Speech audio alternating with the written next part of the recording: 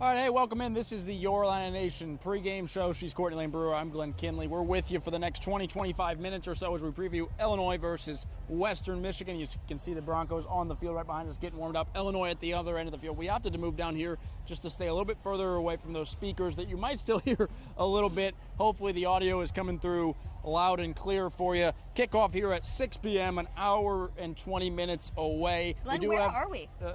Gies Memorial Stadium. Gies Memorial Stadium. This is your first Your Illini Nation pregame show from Gies Memorial Stadium. We've done a lot of them from Memorial Stadium. I was looking at my stats on my app that I use. This is my 9th game at Memorial Stadium, but this is my first game at Gies Memorial Stadium. It's a new stadium era, I think. There's lots of signage up around the stadium. You'll see some maybe even behind us. There's one on the student section back there. I don't know if you can make it out, but I would imagine it will get up on the actual signs on the stadium. And then during the off-season. Next year, we might not see as much signage throughout the whole facility. I could be wrong. I'm just guessing there. We do have some injury news that we'll talk about off the top. Two guys who were questionable, that we weren't sure if they were going to go. Linebacker Dylan Rosiak and running back Aiden Lawfrey are both out. They will not play today. Somewhat significant news for Illinois. You say, okay, well, it's an 0-2 opponent. You'd rather have them for Indiana, and maybe that was the thought process from the coaching staff is we want to make sure these guys are absolutely 100% good to go against the Hoosiers next week when we get the conference opener and go on the road for that. No point in risking them for this game, but still somewhat significant, and so you would expect that the Illini will call on guys like Malachi Hood on defense, some other linebackers, and then certainly Khalil Valentine and Caden Fagan. Certainly Khalil Valentine. We're going to have to see those guys step up, which isn't a super big concern to me. You know, we have seen Aiden Lawfrey really show himself these first two games, but we've seen a lot of guys really show themselves in the run game these first two, so I don't think there's a huge concern there. And if seeding him today is what it takes for him to be better down the road, you're not going to hear complaints from me, and I don't think you're going to hear from the rest of the Illini fans. Yeah, you're talking about a run game that really struggled early against Duke. Brad Bielema said they figured some things out at halftime. They made some adjustments. He said it wasn't necessarily on the O-line. It wasn't necessarily on the running backs. Some of it was schematic things. Some of it was play calling. A little bit of everything for why that run game really struggled to get going against Duke. And then when it did get going in the second half, specifically in the fourth quarter, that's when you saw Illinois just run away with that game. Khalil Valentine, I thought, played probably the best game that he's had in his young career. And last week, that's encouraging when you don't have Aiden Lawfrey this week. So they're going to give Caden Fagan the ball a lot. They're going to give Khalil Valentine, and maybe they use Luke's. Like I know you're in a non-conference game against a winless team, so you might not want Luke to take many hits, but I'm sure he'll have the freedom to scramble here and there as long as he gets out of bounds and slides and plays it safe. And I will say, I know we normally plug all of our stuff at the end, but if you're looking for, after our show, if you're not here, if you're looking for something to hype you up between the end of our show and the start of the game, Tristan Thomas did a fabulous package this week about some more of Khalil Valentine's story, his personal connections. Just makes you love the kid even more. Yeah, he's an easy guy to root for, and he's just a true sophomore. Yep. And so he's a young kid that I think is trending upwards, certainly. Western Michigan is 0-2. The Broncos lost to Michigan State at Michigan State in week 1. It wasn't a close game. It also wasn't 68-0. Correct. It was, the Michigan State offense didn't do a ton in that game, and then Western Michigan had a really close loss last week to North Texas. That was an overtime football game. So this is a team that has had a couple close games, or at least one close game and one somewhat close game, and knows that it could make national headlines by even staying in this game today. If you're Illinois, you're looking to come out strong, take care of business, and probably most importantly, get out healthy ahead of what is shaping up to be a really big game next week. Yeah, I have to remind myself, we talk about teams like a Western Michigan coming into Memorial Stadium to play in a Big Ten environment, right? They played in East Lansing 2 weeks ago. And I think it's a safe assumption that they played in some powerhouses last season. They know what they're doing. It may not be there every Saturday, but this isn't as overwhelming as it looks on paper, and I think that's something to take into consideration. Absolutely, yeah. And Illinois, of course, has the conference opener next week, but you don't want to overlook this one, and you would love, after how great they looked against Duke last week, especially in that second half, to come out and just build that excitement for the fan base even more ahead of next week, build that confidence for the team even more ahead of next week. We should mention this is the first of at least 3 sellout games here at Gies Memorial Stadium for Illinois. This game, the USC game, and the Ohio State game are all sold out. Of course, that could become more. If Illinois is a playoff contender when we get to the end of the year when Northwestern comes here, you can bet that game the tickets are going to be pretty hard to come by as well. Maybe it'll be warmer if we pack a bunch of people in here. we can only hope. We can recall how ridiculously cold the Northwestern game for Illinois at Wrigley Field was last time. It's hot today. It's toasty for this one. I believe we're high 80s. The sun peeking through over this way. There are some clouds in the sky. I'm patiently waiting for when the sun gets behind the press box here and we get a little bit more shade. As Something else to mention, if I may, this is Illinois' first game since getting back into the top 10. This is a big chance to show that you've earned that ranking before you really start to sweat in these Big Ten games. And not to mention, if you're the Illini, I know the team doesn't worry about this, the fans certainly care about this, is that if any other top 10 teams lose this week, 1 through 8, I should say, that's a chance for Illinois to bump up. So you're talking about a win this week, potentially a really big win next week in Bloomington, and you're looking at a team that could be 6, 7. I didn't mean to do that, but somewhere in that range. And you're looking at an Illinois team that could if keep stacking wins and be a top 5 team. That's not unrealistic to think about happening in 2, 3, 4 weeks. And so it's a game that you probably expect Illinois to take care of business, but it's about going out there and doing that. Let's talk about Luke Altmyer, what we've seen from him through 2 weeks. He hasn't done anything crazy, but he's played really good football. That's what I was going to say. What haven't we seen from Luke Altmyer? We've just seen consistency, and if it ain't broke, don't fix it. He's continuing to show what he did last year, where he had one of the highest completions percentages to turnover or to interceptions in the country. He's continuing to show that he can be capable of that. And he's Mr. Consistency week after week. He's showing why he chose to stay here. Yeah, and he's showing that last year wasn't a fluke, right? And he would certainly love to show that again today. And he's, if you see me reaching forward here, I'm just adjusting our lighting. I'm not just really thinking you wanted a close-up of me throughout. You wanted to look real close. Your Illini Nation pregame show. But he's getting familiar with his receivers, with his tight ends. Cole Rusk, who was out all of last year, caught his first touchdown as an Illini last week at Duke. Could he become a more popular target? Hank Beatty, we can't go to the pregame show without talking about Rochester's own Hank Beatty, who has just been unbelievable through 2 weeks. You're looking at, it's early in the season. There's lots of football left to be played, but right now he looks like a first-team All-Big Ten player. He's leading the nation in all-purpose yards. Hank Beatty from Rochester, Illinois. He's been terrific. And so what I'm interested to see today, and Courtney and I talked about this briefly off air, but is do they go to Hank? And the answer is yes, they will. But does that open up doors for other guys? When Western Michigan knows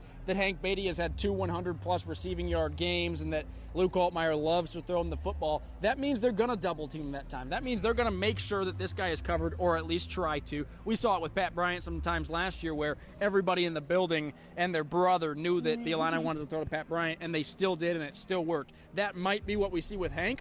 What we might also see is that there's so much attention on Hank Beatty that Malik Elzy and Colin Dixon and Hudson Clement, Justin Bowick, who maybe those guys have less attention on them, and maybe that opens doors for those guys. I do love Justin Bowick's bit, if you want to call it. I was mad when his touchdown got called back last week early against Duke. They ruled it at the 1. They called it a touchdown, said he was down to 1. I was really hoping for this idea that Justin Bowick only catches touchdown passes. That would be a really great. That would be if I were him, that's what I would do. I mean, what else would you want to do? Yeah.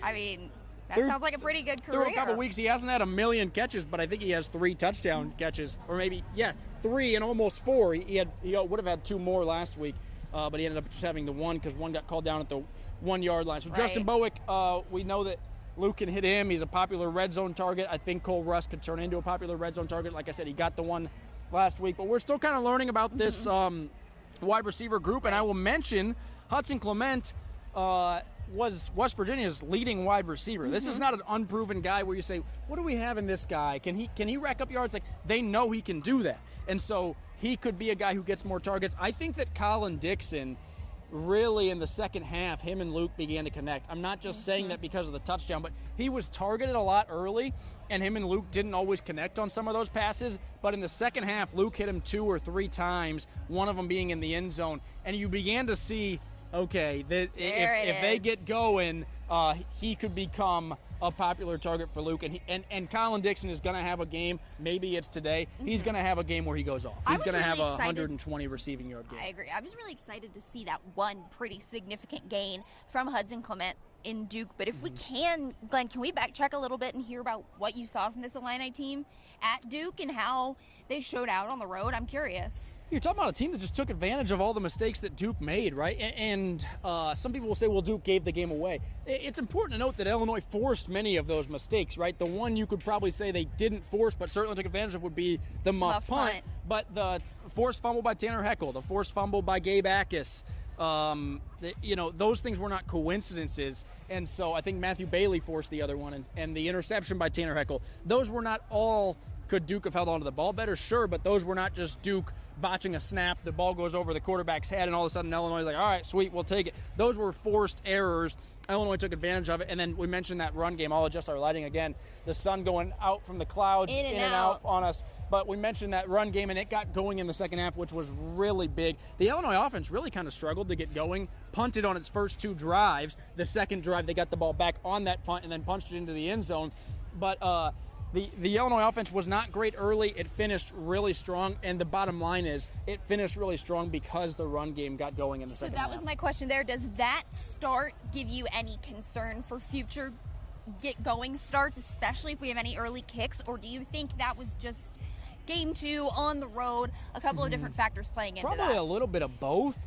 You would love to see the run game look really good today. And I think that would be encouraging going to Indiana. I would imagine the Illini get one more 11 a.m. kick through the next 10 games or 9 games. It's going to happen again at some point, and so you would love to see the O-line look really good, just dominate that line of scrimmage. I said it. Brett Bielema did not think by any means that the run game struggles were completely on the offensive line. But, of course, those guys are a big part of the run game. They would tell you that. Like, they want to make it so that even if the scheme isn't perfect, even if the defense doesn't do what they're thinking of, they're controlling that line of scrimmage so much that the run game is still going for the Illini. And so that's something that you would hope to see today that would be really encouraging going to Indiana. The last thing that you want to do today is have a run game that struggles against Western Michigan. You still win the game, say, but then you go to Indiana, and Indiana comes in with the game plan of, we're going to make these guys run the ball. We're going to drop back in coverage. We're going to guard Hank Beatty like crazy, and we're going to see if they can beat us on the ground. And you would think they'll have Aiden Lawfrey back for that game. We don't know for sure, but you would love to show promise in the run game today so that Indiana knows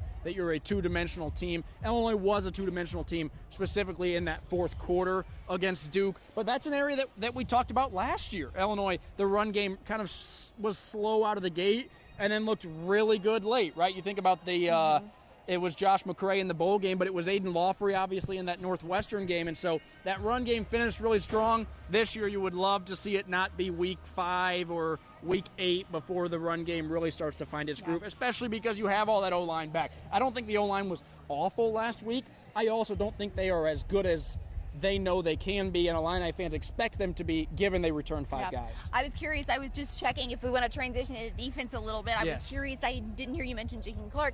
He is still out for this game. He was one who was if, say, Aiden and Dylan Rosiak were this likely to return to this game, he was about here.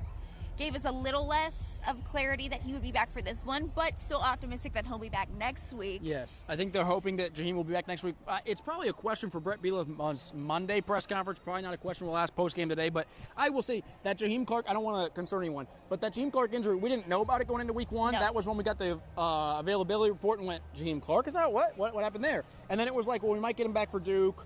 We might get him back for Western Michigan, and he hasn't. So I don't know if that is they're being cautious or if that injury is lingering or taking longer to heal than they expected. Last we heard from Bielema, they're hopeful to have him back for next week. Daniel Brown is a guy that has played a lot of snaps. He has started. He will not play this week, and Bielema already said he will not play next week at Indiana. So you want to see, without Dylan Rosiak, without Daniel Brown, some other outside linebackers step up. We've seen flashes from Malachi Hood. We've seen flashes from Kaneda Odeluga. We know what Gabe Akis is, and he can just absolutely wreck a game. You'd love to see him continue his dominance today. I also think the defensive line is a group that you would love to see really. I thought they were good last week against Duke. Really good, actually. But James Thompson began to show, this guy is a dude. I'm really enjoying starting to see those flashes. Yes, James Thompson, Kurt Neal, Tomiwa Durojai. Those are 3 guys you would love to see step up with Daniel Brown out today and just get to the quarterback and block up that run game. Gentle Hunt is another guy we'll see play on the D-line. And so I feel like we've talked about the O-line and the run game and the D-line on defense. Of course, when I say the D-line, I don't just mean defensive linemen, but those outside linebackers who will line up on the edge spots. Yeah. I mean, I think there's a lot that Illinois can tie bows on in this game, and what I mean is finishing touches. Obviously, you were battle tested last week against Duke, but this next stretch is not for the faint of heart. So you want to button down anything you possibly can in this game in an opponent like the Broncos. Yes, and this is another opportunity like it was with Western Illinois, where Illinois, I think, would love to, as we try to avoid getting hit by any stray field goals. Luckily for us, David Alano, pretty accurate guy. But Illinois would love to play a lot of guys, right? And even that can benefit you in multiple ways. That benefits you because you learn more about your guys and you say, okay, we played this guy like Tanner Hickel last week. We played this guy and he was fantastic. We played this guy, he might not quite be ready. Let's not put him out there as much against Indiana. We played this guy and, okay, he was good there, but he might be more comfortable for those DBs. He might be more comfortable on the inside or on the outside or the wideouts. The other thing that benefits you for, besides learning about your own team, is putting it on tape for your opponents for next week and the following week that, oh, wait a minute, in the second half, Mario Sanders got in for Illinois, and he had 6 catches for 53 yards or something like that. And so he has shown flashes. Alex Kapka-Jones, like, the more guys you play, besides that being great for Illinois, I guess for 3 reasons. 1, you learn about your team. 2, opponents have to prepare for those guys. And 3, you keep those, I don't want to say main guys, but your guys who are already playing a lot of snaps, you keep them fresh, and they feel good to go for Indiana, and they're healthy next week. And this is a team that can, for lack of a better word, confuse opponents. When you're so versatile, as we've been talking about all preseason and all throughout this young season, very diverse team that can throw a lot out there. And it's good to confuse an opponent. See, we almost got one. As folks start to file in for this sellout. I'm really excited for this sellout. Yeah, I think it's going to be a really good crowd. You're talking about an evening kick, a Saturday game. The parking lots were absolutely full when we got here at 3:30 or 4 o'clock or whatever it was. It's shaping up to be what is, I think, a pretty nice night. It was pretty hot earlier. It's still toasty. I even put on sunscreen today. Pretty good job by me, all by myself. But it was toasty earlier. It actually feels pretty good right now as the sun is kind of behind those clouds. It's behind the clouds right now, and soon it will be kind of behind the press box and west side of the stadium. And so I think it's going to be a really nice night for football. I think it's going to be a really good crowd. We're seeing some Bronco fans file in. You know, it's not too far of a trip from Kalamazoo. There are some. And we met 2 families in the parking lot that were houses divided between Illinois and Western Michigan. And I always find it interesting when you get house divided in those things that aren't exactly ones you'd think of on paper. But that could be a fun opportunity to fill this up with opposing fans who could make it a little more fun. Yeah, no doubt. And I think the Illini crowd will really get going. Another reason why you would love a strong start for Illinois, besides the obvious reasons, the crowd really gets into it when you get a strong start from these guys. The other thing we didn't talk about is every week feels like a big week for recruiting, right? And so Illinois, this is their first Saturday home game of the year. They had the Friday home opener. I keep forgetting that. And so this is their first Saturday home game, which means a lot of recruits probably on campus for this one and checking out the team, and the sellout is maybe as impactful as the game. I don't think that recruits, I don't want to speak for all of them, I don't think that many recruits are saying, well, they lost when I was there, I'm not going there. Or they only beat Western Michigan by 10 instead of 14 or 28. I'm not going to go to Illinois now. But I do think that crowd, if a recruit comes here and says, oh my gosh, they had 55,000 people and they went nuts. That's one of the things I've always said makes Wrigley Field special, is that top of the first inning, a single to right and the place goes ballistic because the Cubs got a single, or because the pitcher gets out of the jam in the bottom of or the top of the third, or whatever it may be. And recruits notice that stuff. Illinois got a first down on the first drive of the game. The score is still 0-0, but the crowd was going bananas. I want to come play here. So that stuff makes a difference. I think the sellout crowd and the new stadium name, like, there's a lot of excitement around here, and certainly I think recruits pay attention to that probably as much as they pay attention. I don't think recruits say, well, they didn't look that great at week 3 against Western Michigan, I don't want to go there or anything like that. Should we, as we wind down, should we get into our hot takes, random picks? Yes. So if you're new to this, Courtney and I don't know if we did it last week or not, but we typically make kind of random predictions. We did. And so sometimes it's a hot take, sometimes it's not, sometimes it's a boring take. It's not usually a score prediction. It's usually something random. We think this player is going to have a good game, or we think that Illinois is going to force 5 turnovers again or whatever. Maybe that's a high bar to set after they forced 5 against Duke last week. I will go with Colin Dixon. I mentioned him. I probably hinted at this earlier in the show. But I just think Hank Beatty is going to demand so much attention. And throughout fall camp, we heard over and over and over those two guys. It was like their names had become conjoined at some point because we would ask about the wide receiver room, and whatever coach would talk about would say, Hank Beatty, Colin Dixon. Hank Beatty, Colin Dixon. Colin Dixon, Hank Beatty. And so I think Hank, after the sensational start he's had to this season, I don't think that he's not going to have a good game. I think a slow game for Hank Beatty, this is a testament to how good he is, a slow game could look like 7 catches for 75 yards. Correct. Which is a pretty good receiver if that's your off week. I think you'll accept that. But I think Colin Dixon, I'll go Colin Dixon 100-plus yards today. This is not betting advice, folks. If you're in the state of Illinois, you can't bet on Illinois anyway. But I'll just remind you, I'm not an expert, and maybe an expert, but not a betting expert. Not an expert at other things. You know, I was going to talk about this during the show, then I decided to keep it for my take. When we were walking down here with our gear, we walked right past Tanner Heckel with his AirPods in, locked in. And you know when especially defensive guy goes like scary locked in, like he could hit somebody if somebody looks at him the wrong way. That's what I saw from Tanner Heckel as we walked down. And with the trajectory he's already been on through these first 2 games, I would expect him to pop off again. Yeah, Tanner Heckel's a guy who special teams last year and looked good and then got in there on defense and made 2 massive plays. Despite not being on the field for a ton of snaps, he could play even more tonight, especially if Illinois gets the lead that it is hoping for and decides to play more guys down the stretch. It's 5:01. We'll send you off at this point, but we will be back live again with Brett Bielema's post-game press conference after the game. No 6 o'clock news on WCIA, but I will be there with the highlights coming up at 10. We will probably hear from Glenn depending on how late this one goes, but we'll have the full highlights and some EIU highlights tonight at 10. The Panthers in action, the Illini in action. Join us for WCIA News at 10. Remember, if you don't have cable and you're watching this on Facebook or Twitter or YouTube and you say, I can't watch the news, download WCIA 3 Plus app on your Fire Stick, Apple TV, or Roku. You can watch our 10 p.m. news there. As always, we'll have tons of content online besides Brett Bielema's post-game press conference. We'll have stuff on social media afterwards and on our website afterwards, and coverage in the coming days. Robert Rosenthal, Sunday No Huddle tomorrow. So plenty of coverage on the way as we keep you updated between Illinois and Western Michigan. Want to sign us off? Going on. Yeah, for Glenn Kinley, I'm Courtney Layne Brewer, as we are 59 minutes to kick as Illinois takes on Western Michigan.